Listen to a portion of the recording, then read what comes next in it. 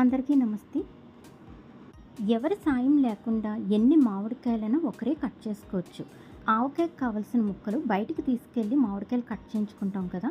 అలా కాకుండా మనం ఇంట్లోనే 15-20 కాయలు సులువుగా కట్ చేసుకోవచ్చు. దీనికి కావాల్సింది ఒక దళసరి నాప్కిన్, ఒక చాకు, ఇంకా పచ్చడి నూరుకునే రాయ చాలు. మీ దగ్గర ఏ రాయి పచ్చడి నూరుకునేది ఉన్నా సరే సరిపోతుంది. మామిడికాయలు కడుక్కొని తడి లేకుండా తుడుచుకోవాలి. ఇలా నాప్కిన్ పెట్టుకొని దీని మీద ఒక మామిడికాయ పెట్టుకొని ఇలా చాక్ పెట్టుకొని ఇలా మధ్యలో కొట్టద్దు, రాయితోని ఇలా చివరన కొట్టాలి. ఇలా ఎప్పుడైతే కొట్టామో మామిడికాయ సమానంగా కట్ అయిపోద్ది. మీకు ఏ సైజులో ముక్క కావాలో ఆ సైజులో ముక్కలు కట్ చేసుకోవచ్చు. ఇలా ఈజీగా 10-15 మామిడికాయలు కట్ చేసుకోవచ్చు. కొంచెం స్లోగా కట్ చేస్తే నీట్గా వస్తాయి ముక్కలు.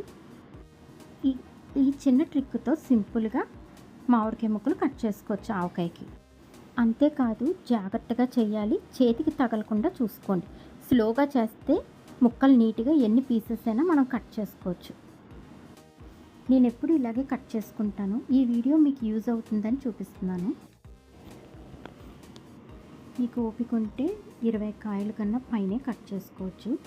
బయటికి తీసుకెళ్ళి కట్ చేయించుకునే పని లేకుండా ముక్కల్ని మనమే ఈజీగా కట్ చేసుకోవచ్చు. ఈ ట్రిక్ మీకు నచ్చింది అనుకుంటున్నాను. ఇలాగ కట్ చేసిన ముక్కల పైన పొర ఉంటుంది కదా, పొర తీసేసుకొని ఇలా క్లాత్తో తుడిచేసుకోవాలి. అంతేనండి, ఇలా సింపుల్గా ఎన్ని మామిడికాయ ముక్కలైనా కట్ చేసేసుకోవచ్చు. మీకు నా వీడియో నచ్చినట్టయితే ప్లీజ్ సబ్స్క్రైబ్ చేయండి. Thank you for watching.